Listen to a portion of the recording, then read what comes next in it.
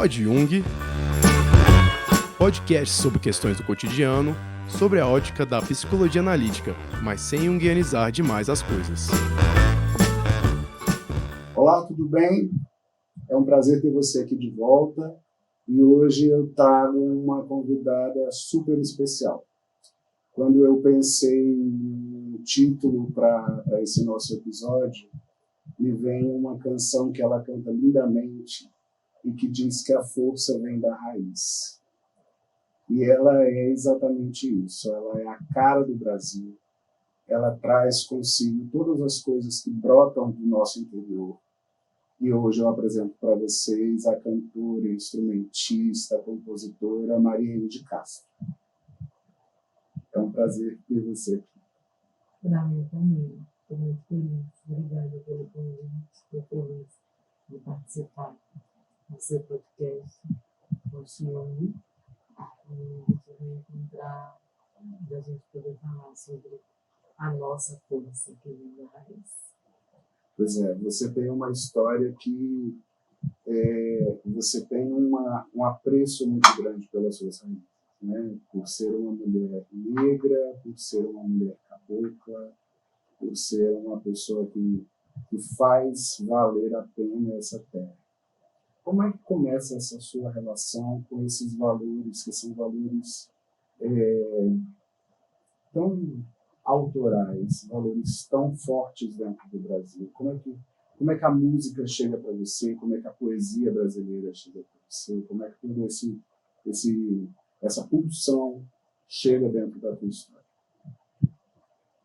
Eu acho que existe em mim uma vontade, uma curiosidade, uma saudade.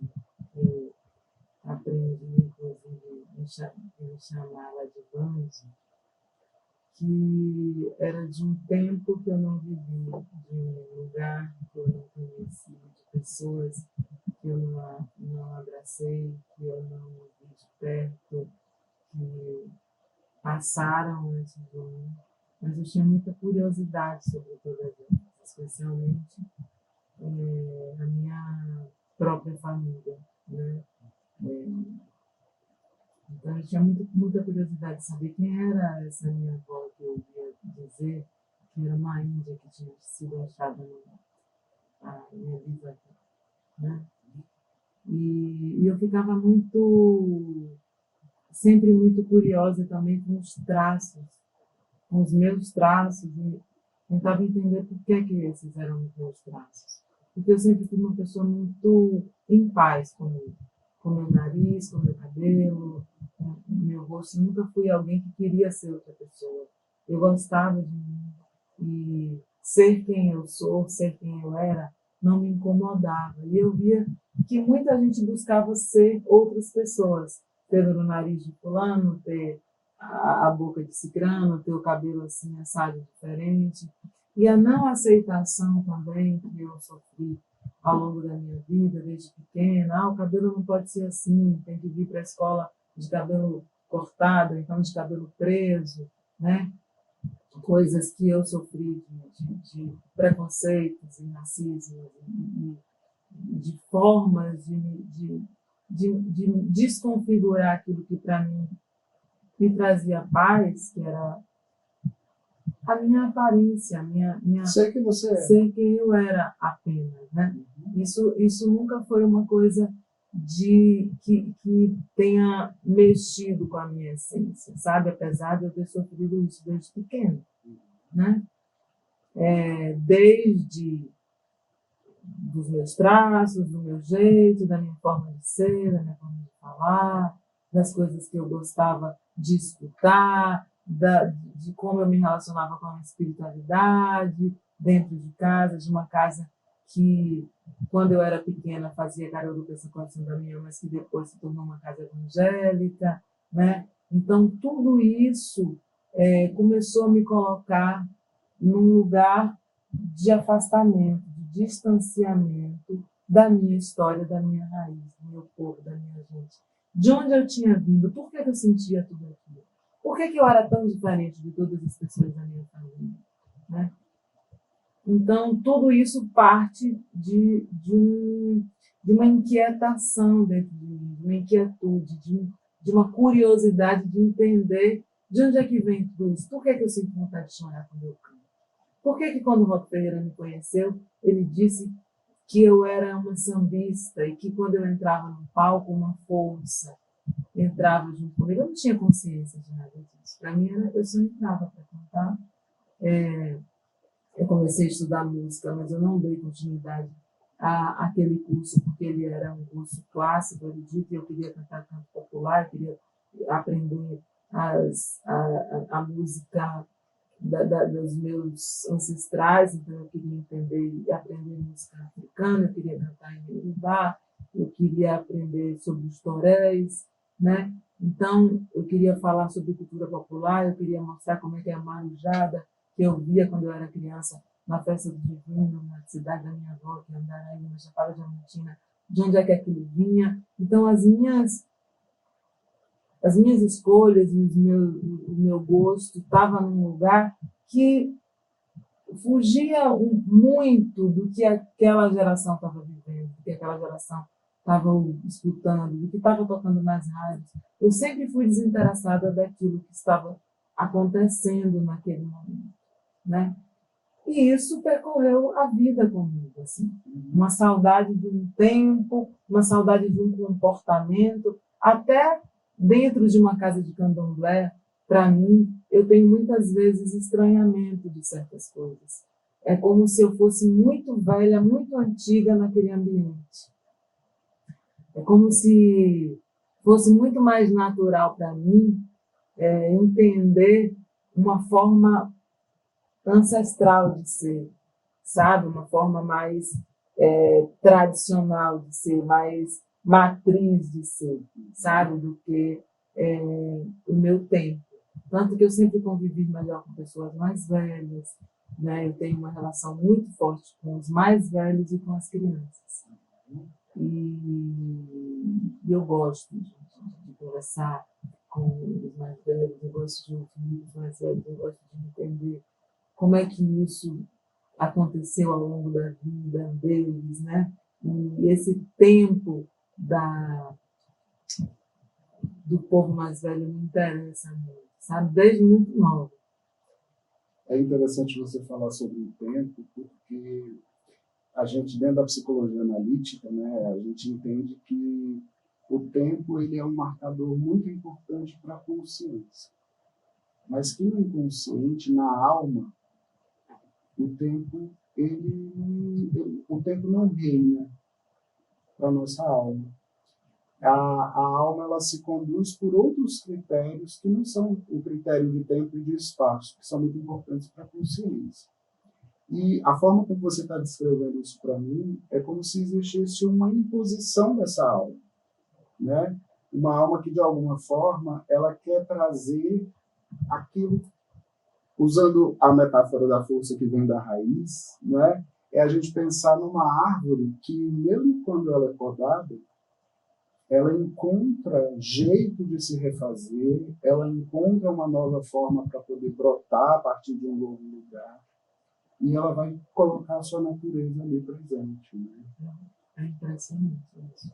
Eu fico olhando assim, lembrando de mim quando eu era pequena, e eu sempre fui muito velha. Eu me lembro da minha responsabilidade com a minha mãe, a minha responsabilidade com as minhas irmãs mais novas, sabe? Como eu juntava dinheiro da merenda para comprar o presente da minha irmã de aniversário para ela. Eu queria comprar uma boneca bonita, eu queria comprar uma boneca da Turma da Mônica, era uma boneca grande. Eu não comprei uma boneca, eu comprei duas. Eu comprei Mônica e Magali. Eram bonecas que nem eu tinha tido. Eu não tinha ganhado de presente. Eu me lembro de ter tido uma boneca ao longo da minha vida toda, né? E esse cuidado, essa maternidade, essa mulher velha, essa ancestralidade que eu acho que vem mesmo, assim, muito forte, né, em mim, fala dessa alma, desse espírito antigo que vem nesse corpo mas de maneira muito... É como se tivesse sido logo ali. Porque talvez a gente não esteja falando de algo cronológico de ser velha, porque assim, a gente também tem de lembrar, Marina, que na nossa cultura existe um recorte, dois recortes que são muito fortes e muito perversos, que são os recortes de etarismo e de machismo, né? Quando a gente pensa no machismo, a gente vai pensar numa mulher que ela tem como dever o cuidado. O cuidado passa a ser parte da mulher, passa a ser responsabilidade da mulher. E quando a gente fala de etarismo, a gente também está falando de que a mulher, quando fica mais velha, ela só serve para cuidar. É como se ela já não tivesse mais espaço para os desejos, para as ambições, para aquilo que ela precisa encontrar, para aquilo que ela sente como algo vivo dentro dela, né? E essas coisas, elas são construções muito eurocêntricas. Esse pensamento é um pensamento de um molde colonial que não é o seu, né? Isso não necessariamente você reconhece, talvez pelas referências que a gente tem, como de uma alma velha, mas eu acho que isso é de uma alma viva, né? O querer se doar, o querer trocar, a ideia de compartilhamento. Oi, João, sabe o que eu penso quando eu falo da alma velha? Eu falo de um tempo que os valores eram outros. Eu falo de um tempo que existia um amor mais puro, existiam relações mais profundas, até porque existia mais tempo para isso. Existia tempo de se acender uma fogueira, de se ver o pôr do sol, de ver as fases da lua, tempo de plantar e de colher, e de ver as frutas chegarem no seu tempo certo e elas serem colhidas devidamente, sabe? Tempo de amamentar os seus filhos, de olhar para os olhos deles, de ver cada fase chegar, de acompanhar atentamente as fases da vida. Coisas que o mundo moderno, atual, saiu como um rolo compressor passando por cima de tudo isso, e hoje a gente se torna frutos de máquinas, né, de telas, escravos de um processo descartável, onde tudo é muito rápido, tudo se passa com o dedo. O amor se passa com o dedo, o coração se toca com o dedo, você gosta e desgosta com o dedo, sabe? Você olha para alguém e você descarta com o dedo.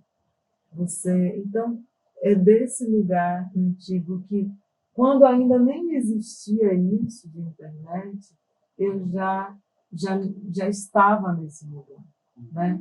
Nesse lugar que aquilo para mim já era muito rápido, já era muito estranho, sabe? Eu estou falando disso desde a minha adolescência, que eu achava que já estava tudo muito, sabe? Existe uma saudade de um tempo, de um amor romântico, de um lugar onde as relações humanas tinham valores que se perderam muito, entende? Então, talvez esses meus antepassados e minhas outras existências ficaram tão presentes assim na minha alma, no meu espírito, que eu acho que eu reencarno e isso vem comigo. É como se essa lembrança e essa memória ancestral, de alguma maneira, ficasse sempre presente, me acordando, dizendo, olha, este mundo é esse, mas você está aqui nesse lugar. É como se tivessem dois universos, como se existisse um mundo paralelo espiritual, que eu fizesse parte dele, que é o mundo em que realmente eu me sinto em paz, eu me sinto bem, eu me sinto eu de verdade, E esse mundo que a gente tem que fazer de conta que está tudo bem, que está tudo certo, mas que no fundo, para mim, está tudo de cabeça para baixo, que está tudo invertido, que está tudo equivocado. A sensação que eu tenho desse mundo que a gente está aqui hoje, né, é que está tudo muito estranho. Eu tenho um estranhamento, eu falo assim, gente, eu pareço um extraterrestre aqui nessa terra, porque eu não combino com quase nada disso, eu não gosto de quase nada disso. Eu estava cantando uma música, lembrando de uma música que o Gal cantava, né? Que ela diz que é no vermelho, né? E que ela fala isso, que estava difícil, tá difícil ser eu sem reclamar de tudo. Então, difícil viver no mundo, vendo tanta coisa estranha, a gente não. E a gente tem que agir com normalidade. Tem que né? aprender a performar. Tem que aprender e achar que ver mulheres sendo mortas todos os dias, crianças sendo estupradas pelos seus pais, seus familiares, um desrespeito com a natureza, a falta de cuidado com o planeta em si, enfim, tantas coisas que foram destruídas. Fazer de conta que os meus ancestrais não foram mortos brutalmente e arrancados de uma sociedade de maneira estúpida e violenta, né? Fazer de conta que eles não foram estuprados, que esse país não nasce de encontros violentos e assim nasce uma nação, né? Fazer de conta que isso tudo não existiu é muito difícil. É como se eu visse toda a minha história passada, tivesse consciência dela e tivesse que fingir que aquilo não aconteceu. E em nome do quê também? Do medo. Em nome do medo. Em nome de não poder se expressar, em nome de uma opressão, em nome de uma mentira que inventaram para fazer a gente acreditar que a história era aquela, onde, no fundo da minha alma, eu sei qual é a história. E eu sei que a minha missão aqui hoje é falar dessa história de uma forma muito explícita e verdadeira. E por isso eu também sei que muitos lugares não me cabem, porque se me couberem, vão ter que também enfrentar aquilo que eu tenho a dizer e a tratar. Porque eu falo de um retrato, de uma retratação. Eu falo de um reacender de uma história que está um tempo todo com uma borracha na mão querendo que ela apague. Eu vou reacender com lápis, com caneta, com um doutor, com hidrocor, ou até mesmo com o meu próprio sangue. Mas eu não vou fazer de conta que essa história não existiu. Eu não vou passar nessa vida desapercebida de tudo isso. Porque não foi para isso que eu vim. Não foi para isso que eu voltei. Não é para isso que eu voltei. Quando a minha filha nasceu, Maria, que você conhece muito bem desde o meu ventre, eu sabia que Maria estava vindo com um resgate muito grande.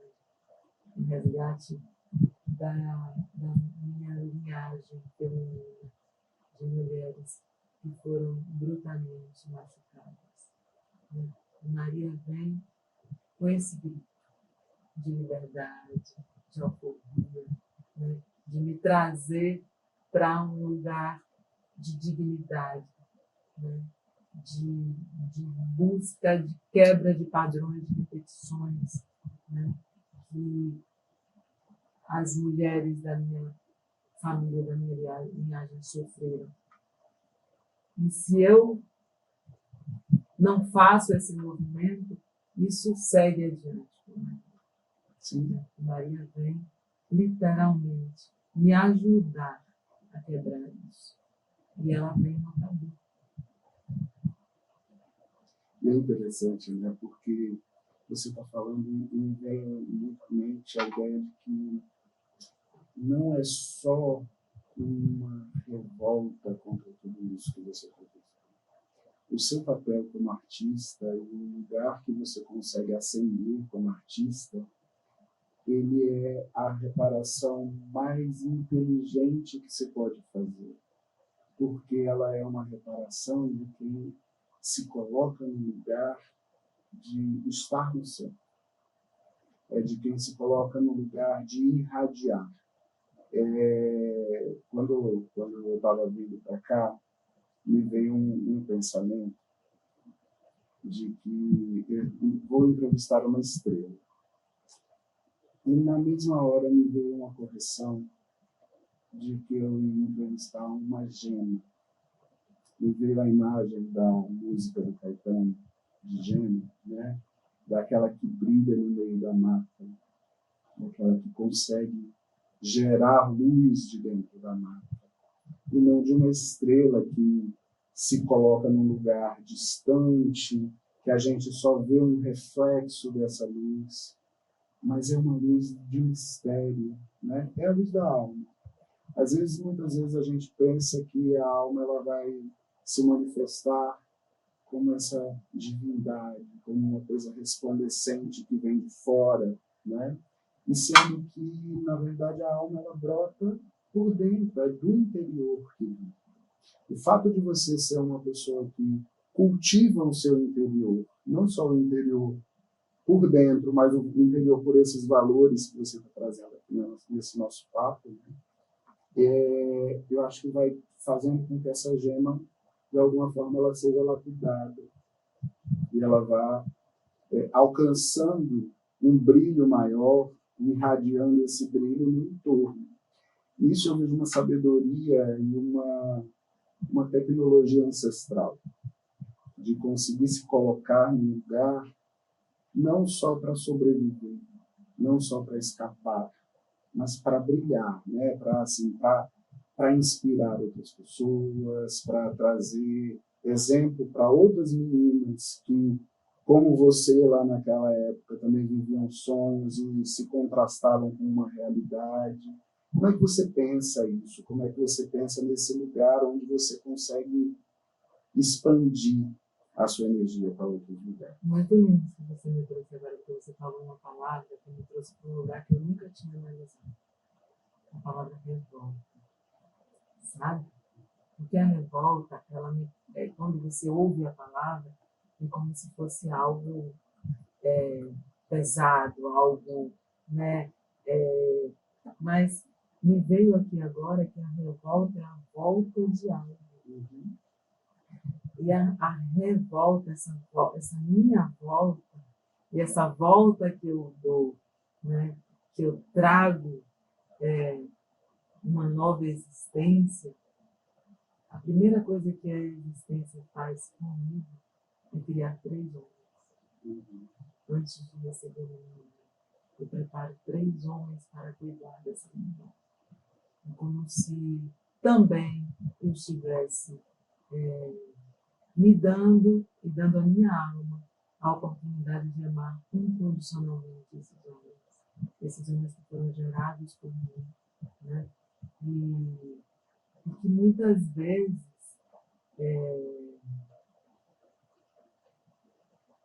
em alguma existência passada também foi o elemento que machucou os meus. Entende?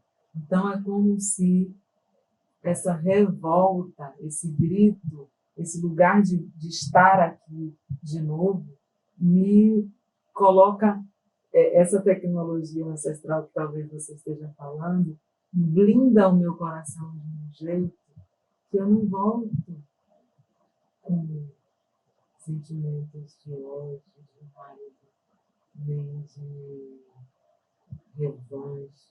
Eu acho que eu volto com esse amor. Acho que aí é que o Oxum vem e me coloca no meu braço e diz: agora você vem para falar de amor. Você vem para ser mãe, você vem para cuidar desses seres, né? Desses homens.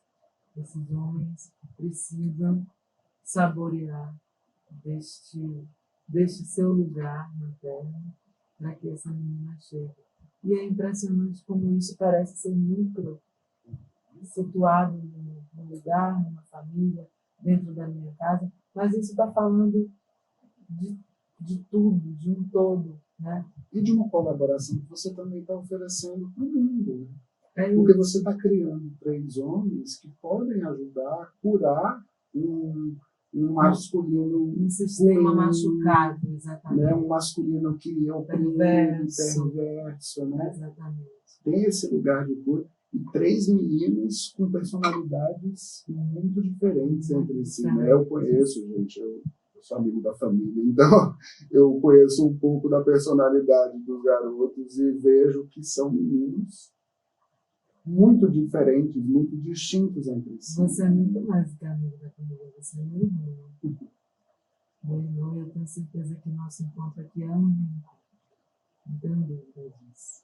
E você conhece meus filhos profundamente também. E que bom que a gente tem também essa conexão de olhar para o outro mais a fundo, com mais tempo, né?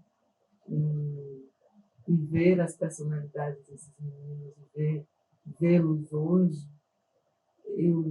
é aquilo que eu falei esses dias, assim, é ver o quanto valeu a pena o tempo na minha vida. Porque, né, eu comentei isso com você, que bom dedicar o nosso tempo a algo que a gente olha e fala assim, nossa, que bom, a gente construiu isso aqui. E quando eu vejo esses meninos, eu vejo Maria, né, eu vejo o quanto valeu a pena tudo. Eu era muito questionada, e isso me irritava profundamente. Mas para que tanto filho? Tá maluca? Você é uma menina nova dessa, para que tanto filho? Faz uma carreira como a sua, mas para que tanto filho? Ah, mas se eu pudesse, eu teria muito. Porque como faz bem ter os filhos? Amamentá-los, cuidar, perder noite com o filho. Eu gosto, faz bem. Aí a gente volta para a ideia da árvore. Uma boa árvore, ela produz. E não dói, sabe? Ela Não é uma coisa que, é muito natural para mim. Nunca foi uma coisa que eu tive que pensar muito para fazer, que nem cantar. Sabe? Criar meus filhos, gestar meus filhos. É como se a gente tem também uma relação tão forte que eu também sinto que a gente está se reencontrando e que eles são meus grandes mestres dessa história.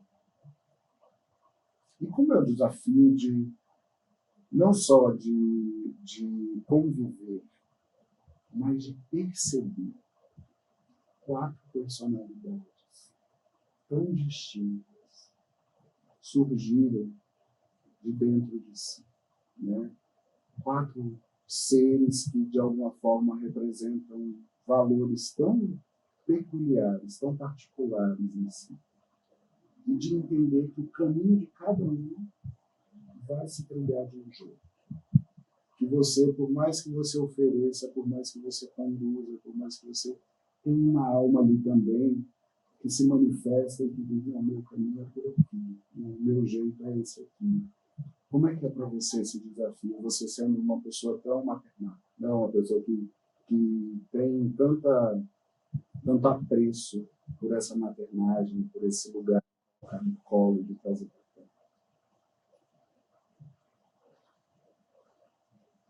Eu acho que ser do orixá me trouxe muito para essa admiração por almas, e por arquétipos, e por entender que cada ser traz a sua natureza, e gostar de ver essas diferenças e olhar para eles como seres da natureza mesmo, cada um com uma característica diferente, como elementais, né, como elementos. Então, olhar que um tem mais o jeito da água, outro tem mais o jeito do fogo, outro tem mais o jeito das matas, né? O outro tem uma coisa muito mais da sabedoria dos mais velhos, né?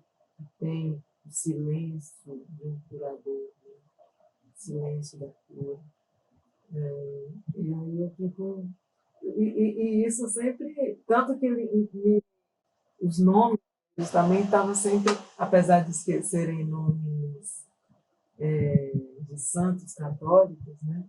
Eu sempre os associei chás, e muito intuitivamente, assim. Mas depois, vendo eles, assim, hoje, tem muito a ver Tanto que com cada a um natureza ganhou deles.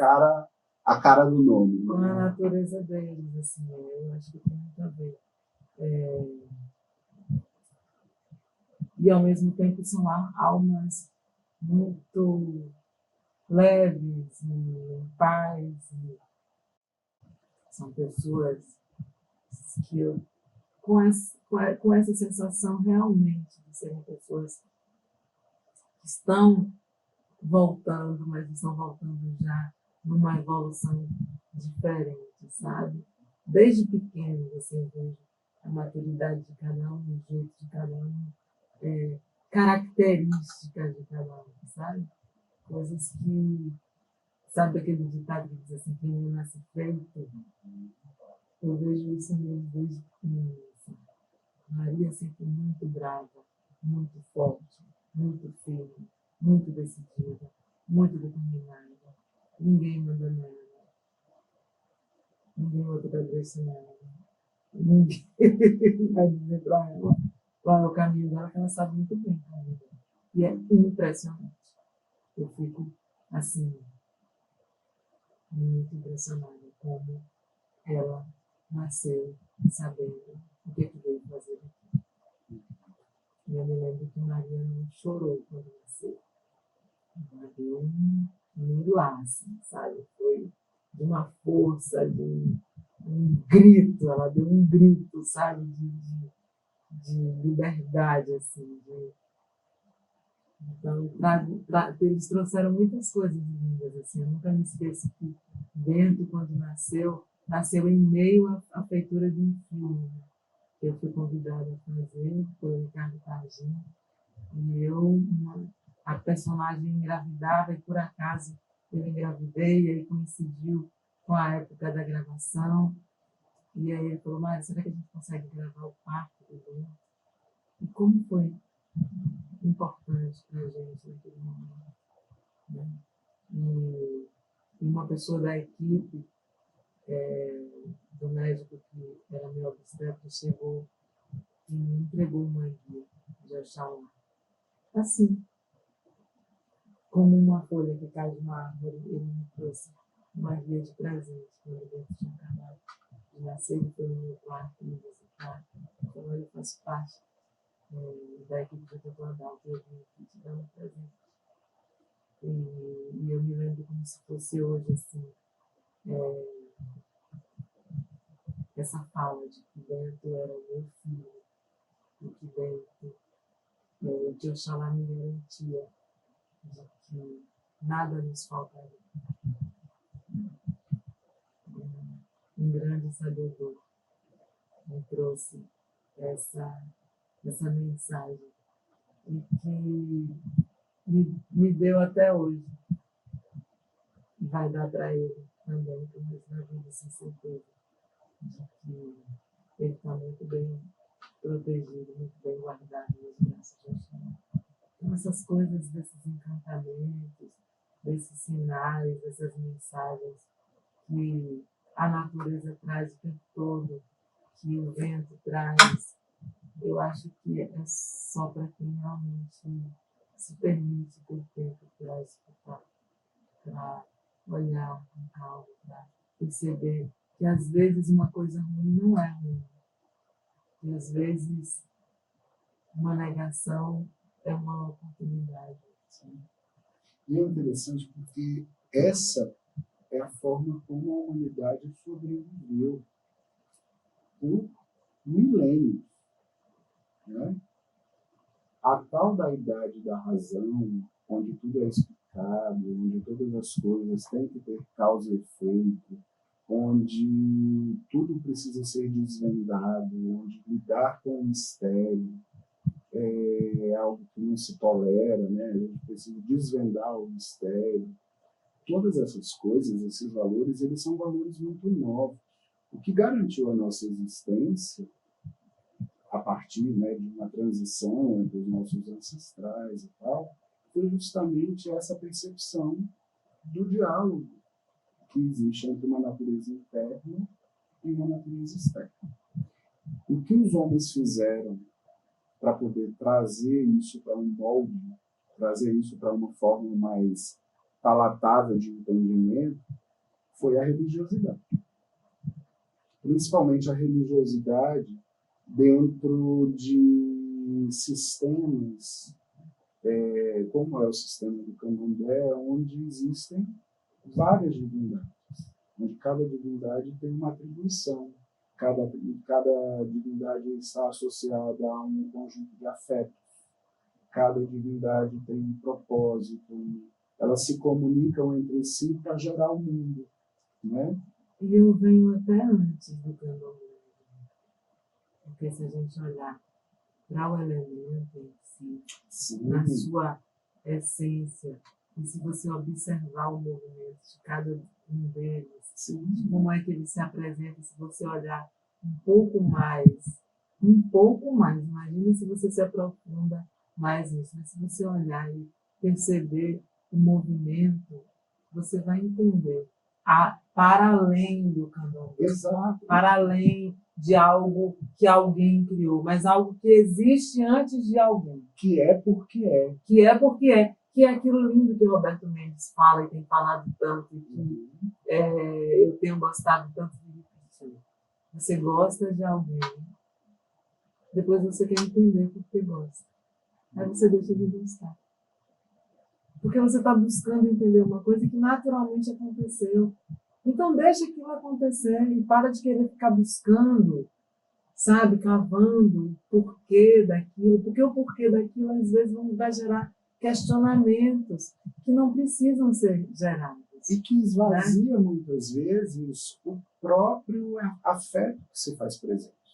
Né? Esvazia esse lugar do encantamento, João, que está muito mais no silêncio. Sim. Olha, no diálogo, sensorial, no diálogo que é um diálogo silencioso, vivo, exatamente. Porque a palavra mata. Né? A palavra, ela distancia. Ela é feita para isso. Em diversas circunstâncias, a gente precisa da palavra justamente para poder criar distância. A palavra ela é muito importante, por exemplo, no processo psicoterápico, porque à medida em que eu falo sobre algo, eu consigo colocar esse algo aqui e eu aqui. E às vezes essa fusão ela pode ser doentia, ela pode fazer mal, quando a gente está fusionado demais com certas coisas. A distância que a palavra traz, ela é muito importante em diversos contextos, mas não em todos, como muitas vezes a gente tenta, se faz acreditar, né? De que a gente precisa conseguir nomear tudo, a gente precisa conseguir controlar e saber tudo. demais. Eu acho que as pessoas querem saber demais e acham que sabem demais. Quanto mais se acha que sabe demais, menos se sabe. Eu acho que existe um saber que ele é muito mais silencioso, sabe? Que ele faz e gera ações. Que às vezes as pessoas falam muito, discursam muito, mas na hora da ação em si, a história é outra. Eu vejo muitos discursos, sabe? Bonitos, discursos fortes, discursos com embasamentos, né? Coloquiais, muito bem falado, um português muito correto. Desde já, me intriga o fato da gente não saber falar a nossa língua materna. Me intriga desde já eu não saber o nome real dos meus antepassados. Essa é a minha maior angústia. Então as pessoas têm tanto orgulho de falar em português, mas esquecem de onde é que tudo isso nasceu. O que é que falar tão bem português gera naqueles que foram literalmente exterminados do nosso solo, da nossa terra, dos nossos lugares. Tem vestígios deles, mas não existe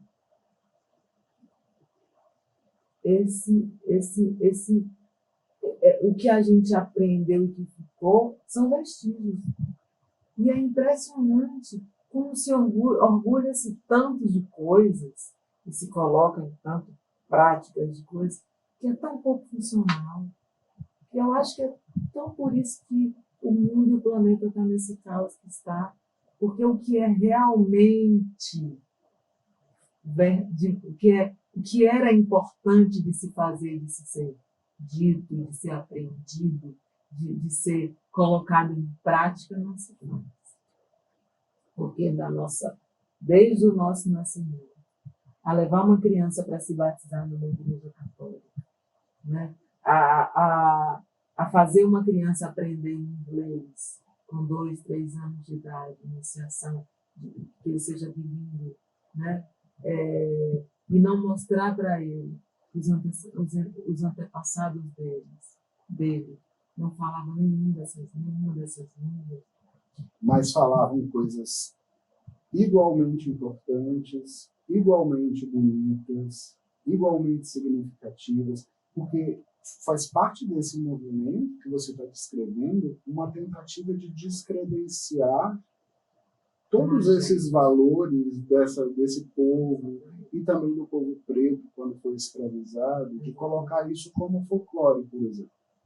Né? Essa ideia de folclorização, ou de você trazer isso para uma dimensão de menos-valia, para uma dimensão de menos importância, é você continuar, reiterar a morte dessas pessoas. É não dar espaço. E aí nisso eu acho que o teu canto ele faz uma diferença grande. Quando você opta pelo verso singelo. Né? Quando você opta pelo verso que fala do valor cotidiano de uma gente. Quando você opta por um verso que traduz um afeto na linguagem do como se fosse, e não de uma tentativa de descrever aquilo a partir de versos de decassílabos, né? Mas quando vem da natureza do afeto, quando vem da natureza do convívio, quando vem da natureza da relação, a tua escolha musical ela parte muito desse princípio, né? de trazer presença também. Unicamente do meu coração. A escolha musical, ela não tem nenhum outro lugar nem caminho que não seja a minha alma precisando falar, o meu coração precisando escolher. E no idioma dele. Não precisar necessariamente usar do idioma do outro para se fazer. Que me ensinaram, né? Essa coisa de ter um idioma. Como eu falei, é algo que a gente simplesmente aprende que é assim. Assim como o meu nome. Simplesmente é assim, mas por que é assim? Mas como é assim? Se a gente disse que é minha bisavó, que é lá da Chapada Diamantina, na Bahia, fazia parte dos Índios Careris. E por que o meu nome se tornou esse? Então, eu acho que vem também vem tudo isso junto. Essa busca dessa comunicação que muitas vezes não precisa só a palavra ser dita. Tantas vezes eu estou cantando em Yorubá, eu não sei o que está sendo dito, mas aquilo me emociona tanto. Né? Então, são as linguagens universais. Assim como as famílias universais, né? Assim como os encontros, as conexões que a gente faz aqui, que a gente tem na vida.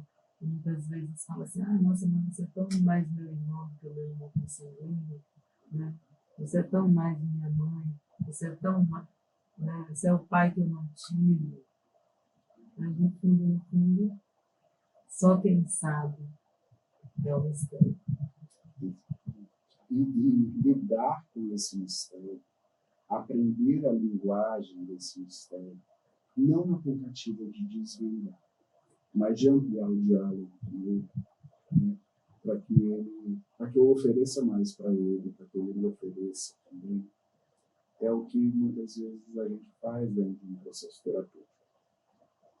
Tentar encontrar na linguagem do inconsciente, na linguagem simbólica, na metáfora, caminhos, estratégias que vão nos levar para uma percepção dessa alma. Porque a gente foi muito bem treinado. Só que é o contrário, né? Se a gente, na verdade, é muito mal treinado. Bem treinado para fazer o que não deveria. Exatamente. A gente foi muito bem treinado para poder se ensurdecer diante dessas coisas, para desaprender esse idioma que é latente, que brota, né? E aí é fazer um caminho de volta. É uma revolta. Mais uma vez, né? É você fazer um caminho de volta para poder entender o quanto é importante ouvir. Porque muitas vezes o caminho está pronto, mas a gente não vê, não percebe. E eu acho que mais do que ouvir, gente, o exercício que a gente às vezes não se permite fazer, é sentir. E entender que faz parte do sentido. Uma outra coisa também que é muito perversa dentro dessa estrutura que a gente se colocou, ou que nos colocaram, é de a gente achar que sentir é ruim, que sentir vulnerabiliza, que sentir te tira de oportunidades. E expressar o que você sente também pode te colocar num lugar não tão adequado. Exato. Porque o tempo, mas que tempo? O tempo de sentir, como é que o coração sente? O coração não fica pensando se vai sentir, o coração sente. Né? E A gente escolhe não o que sabe sente. a hora que a gente vai sentir a energia do orixá. O tabaco toca e a gente sente. A hora que vai sentir, não sei. A hora que vai nascer, não sei. A hora que vai morrer, não sei. Então, esse não sei, né, que está no lugar do instante mágico da vida acontecer, muitas vezes, na maioria das vezes, não é usado para a vida em si. É tudo muito marcado, tudo muito ensaiado, tudo muito cronometrado. E eu tenho escutado muito uma coisa assim: acredite no processo.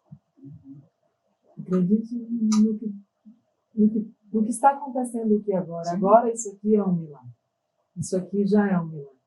Chegar aqui em Brasília, te encontrar, né? Participar do seu podcast, estar falando sobre tudo isso aqui com você, ser recebida pela força dos meus ancestrais, você trazer esse tema para ser falado, né, nesse momento. Eu acho que tudo isso é acreditar numa força que é maior. Né? Porque se a gente tivesse se eu tivesse escrito aqui tudo isso que eu estou falando, você também tivesse preparado um roteiro, algo, não teria sido tão bom e tão bonito como as coisas que a gente foi sentindo e foi falando. E esse, para mim, é o verdadeiro movimento da vida. E ele acontece. A vida, para mim, ela acontece. E às vezes ela deixa de acontecer também. Sim. Né? E também faz parte. E também faz parte. E é imaginar assim, Mariana.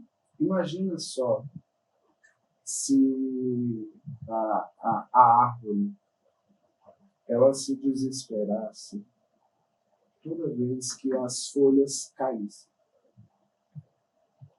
Todas as vezes que naquela safra os frutos não vieram da forma como ela imaginou que eles seriam. Ou então que algum elemento de fora, alguma praga, algum bicho, né, tirassem aqueles frutos antes da hora, então que os frutos chegassem e eles não estivessem na sua plenitude. né? Isso a natureza ela ensina para a gente, né? A natureza ela nos ensina que as coisas elas meio que se autorregulam. É a minha grande escola. O nosso controle ele é uma fantasia muito primária.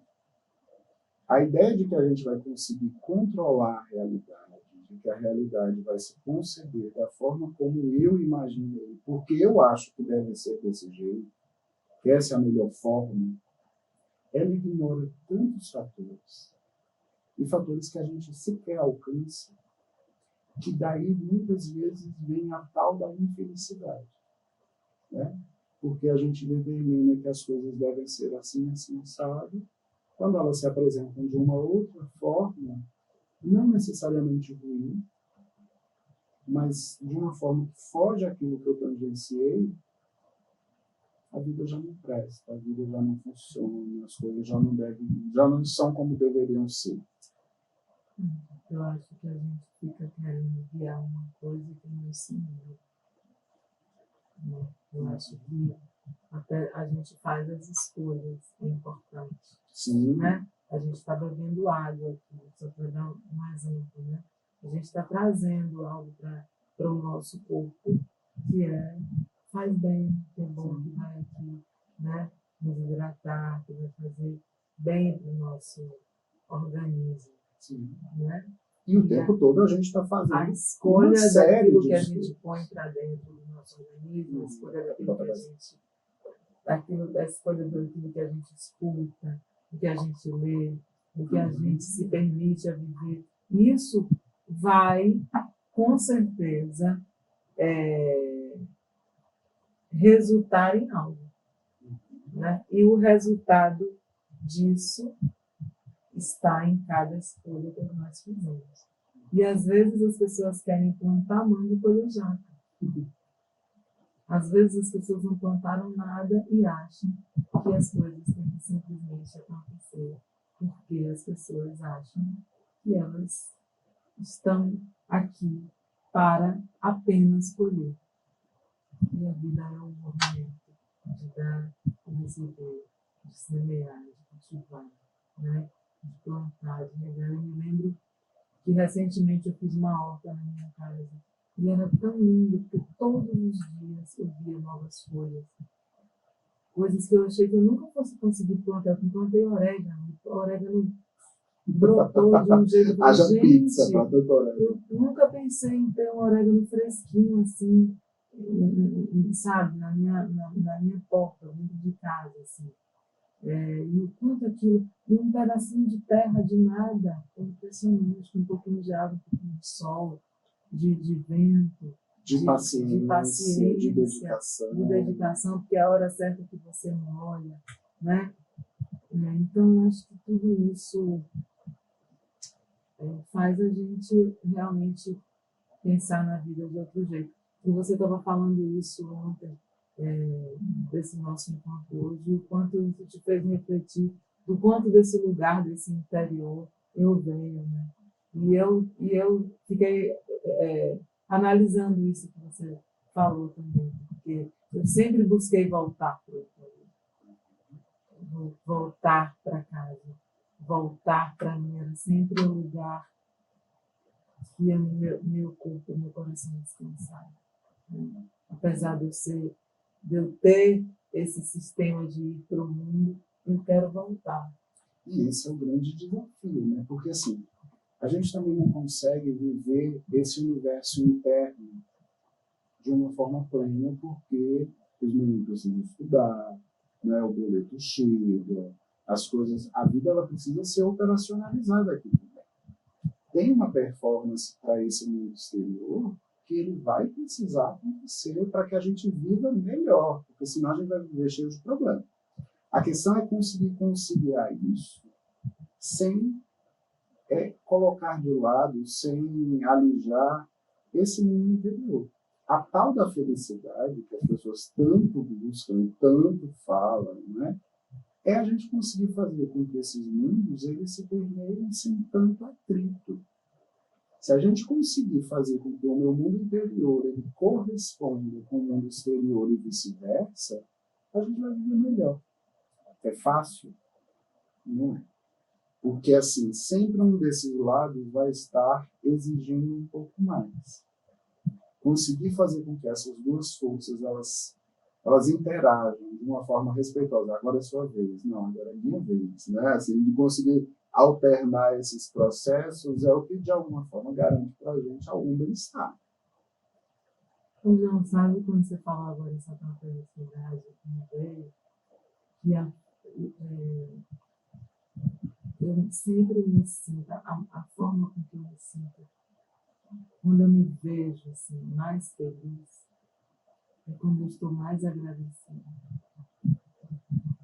Para mim, o estado de felicidade está completamente ligado ao meu estado de espírito grato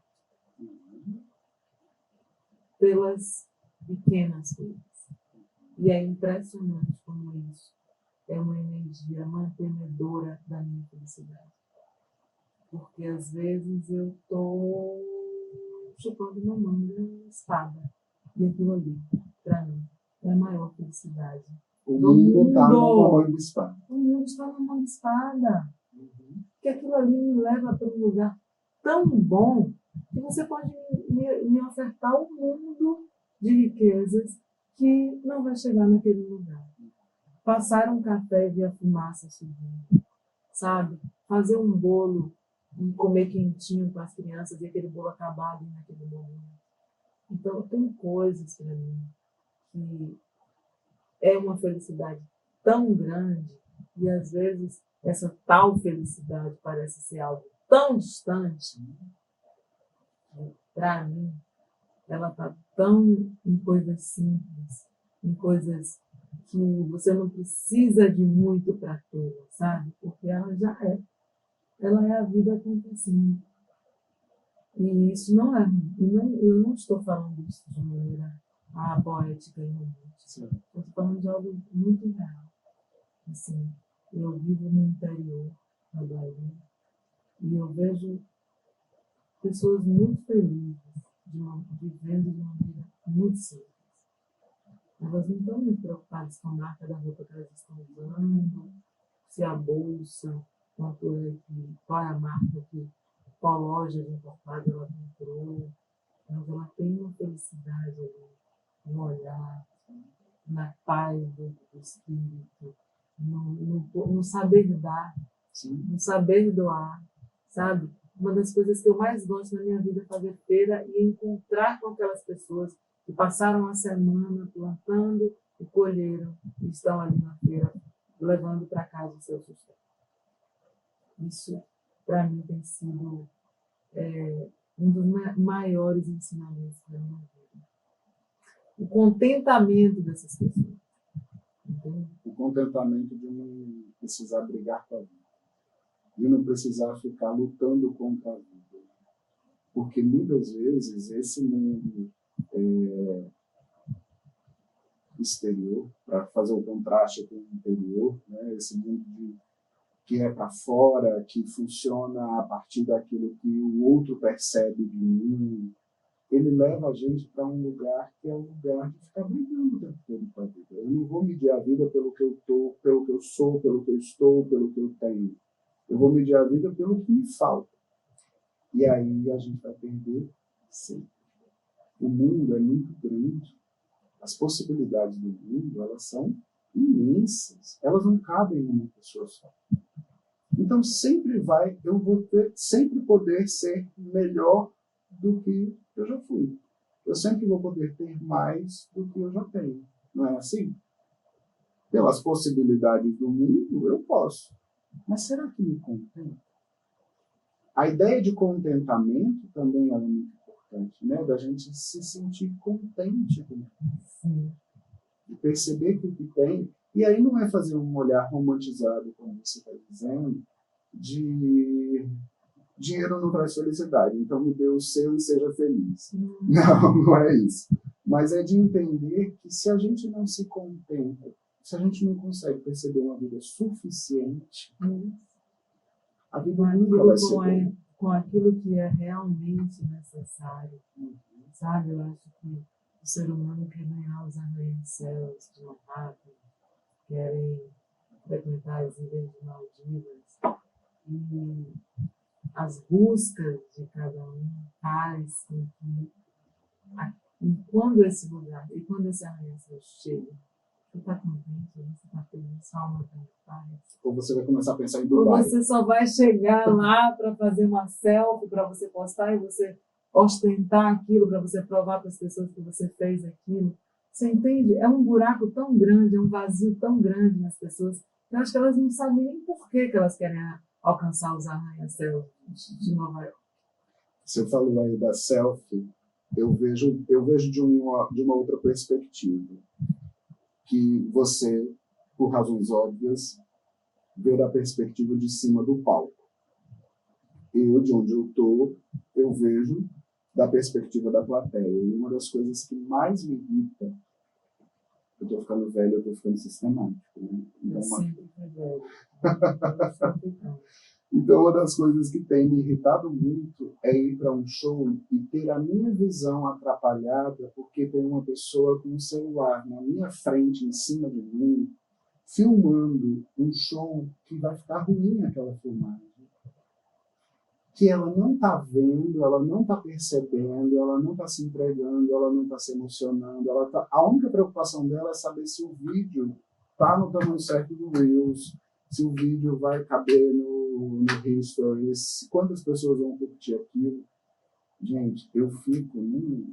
Se pudesse pagar mais caro para ficar num lugar onde as pessoas não tivessem acesso ao celular e eu tivesse o dinheiro na possibilidade ali, eu pagaria. Porque aquilo me irrita de um jeito.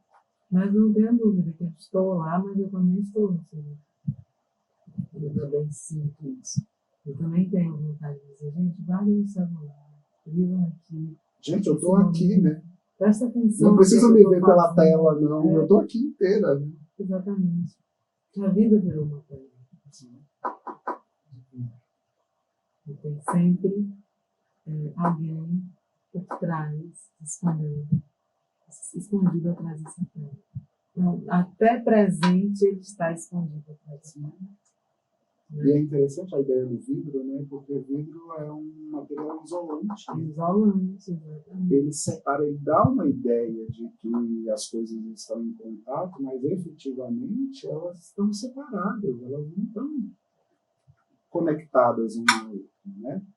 E aí você pegar a vida e você colocar ela a partir disso, perceber toda a vida, perceber todos os movimentos da vida a partir disso, o distanciamento não atua que se fatura tanto com a indústria farmacêutica, especialmente a partir do uso de medicações psiquiátricas. Você falou e leu meu pensamento. Eu ia falar exatamente disso. Essa sociedade vai pensar em fazer uma hortinha dentro de casa e pensar que na hora que ele sentir uma dor de cabeça, ele vai pegar um hortelã e fazer um chá. Não, ele pega um comprimido e vai fazendo da luta, fica mais fácil, mais rápido. Precisa plantar, precisa molhar, precisa esperar, sabe?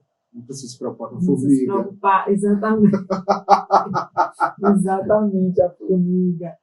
Mas eu tive a imagem da folha, né? Da folha do banho, aquele que a gente macera, aquele que a gente limpa a nossa alma, aquele que a gente se perfuma, aquele que é uma sociedade de vidro mesmo, muito distante de tudo isso.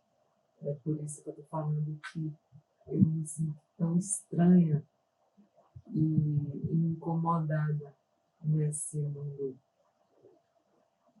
real que a gente vive, né? E aí é como se, de alguma maneira, eu tentasse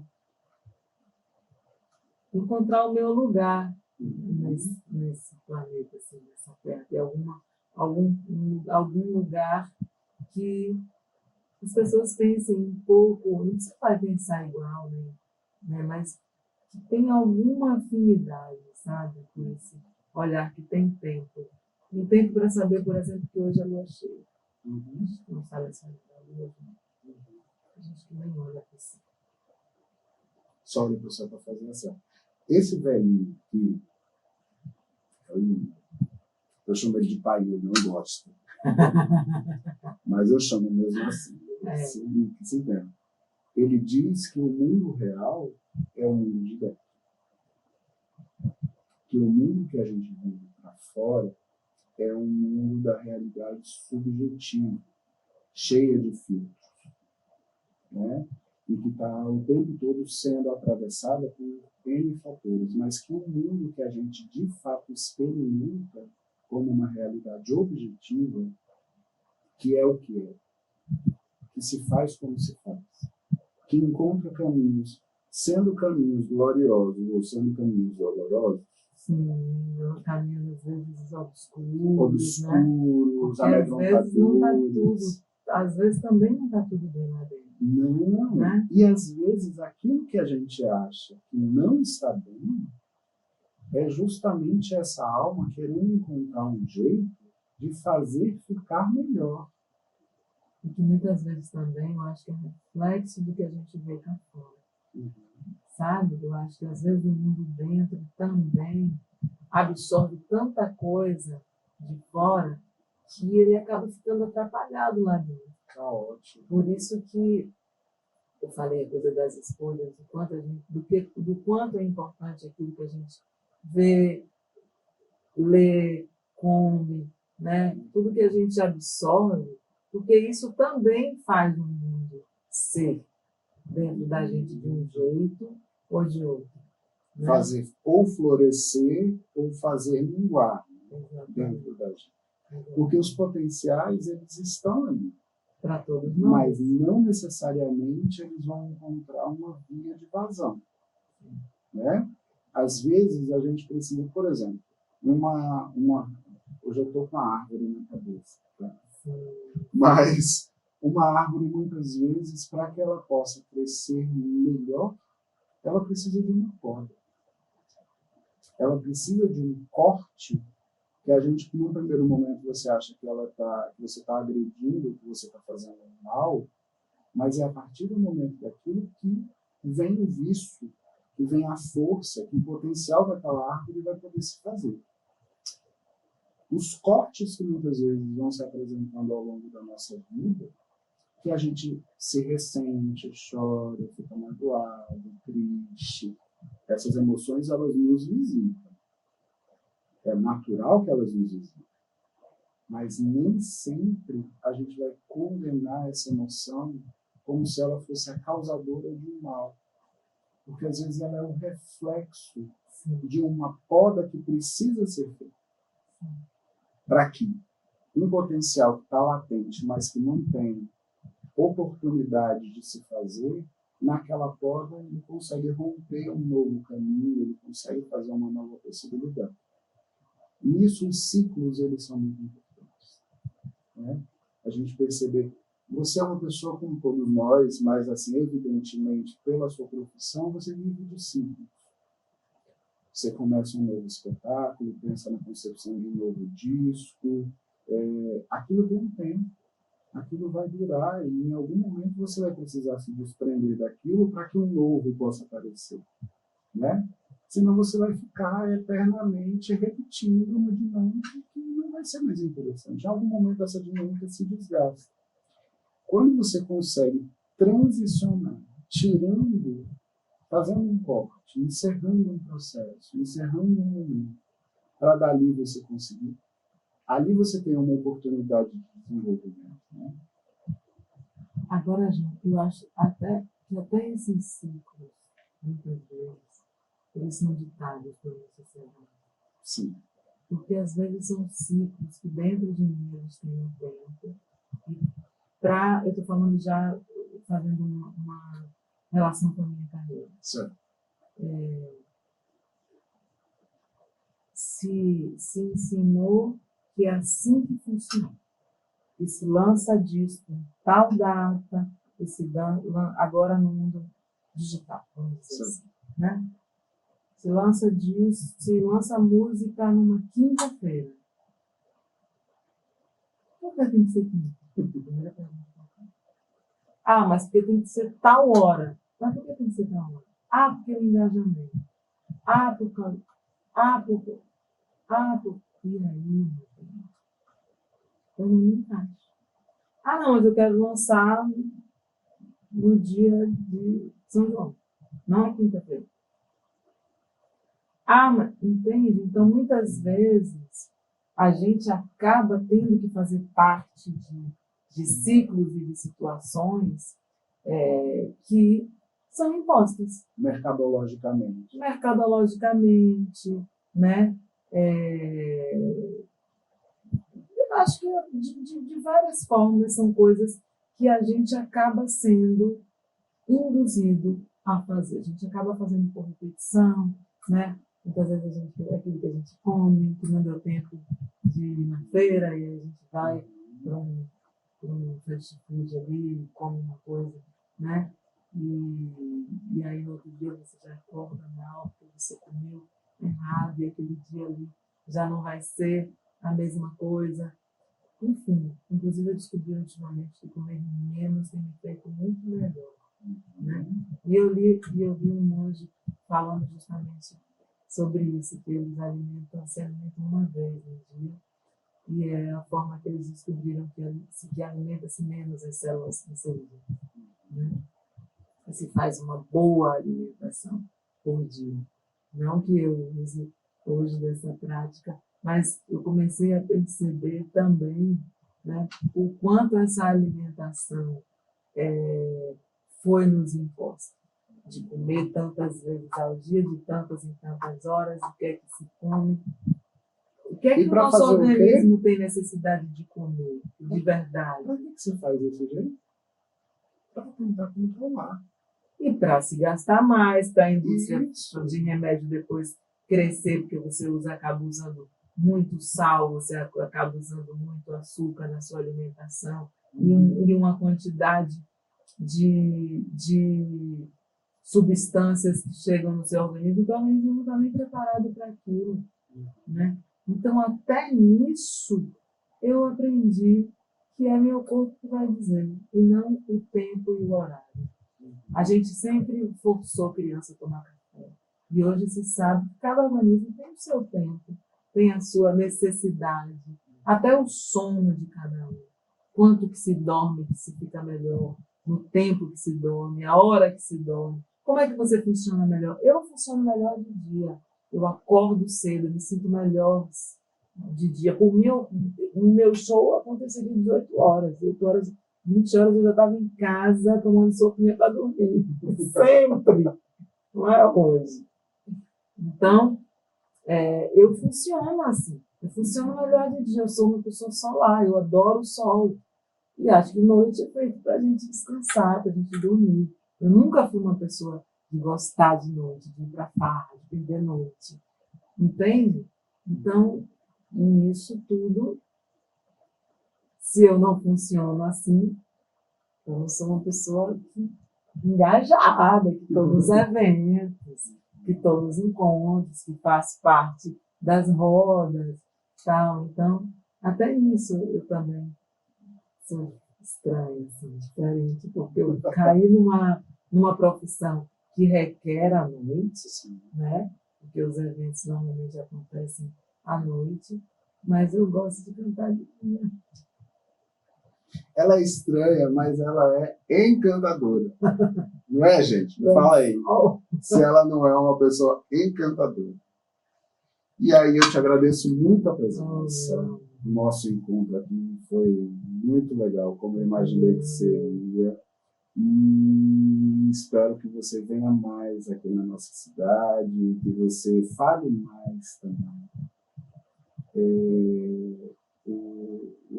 Aqui em uma hora e pouquinho de conversa, a gente pôde perceber o quanto você tem para falar. E eu acho que a fala pode ser também um instrumento que se alia ao seu corpo, para que você possa não só fazer brotar a sua árvore, mas também semear outras por aí, que possam, além das 4 que você já plantou, mas que você possa semear outras árvores, que você possa enxertar em outras árvores e produzir aí para o mundo uma coisa, aquilo que a gente mais precisa hoje, que é voltar para esse lugar do sentido das coisas, voltar para o propósito das coisas, e que talvez seja o seu grande propósito também. Sim. Te agradeço Mas demais. também não tenho dúvida que para mim o estar aqui hoje é muito especial.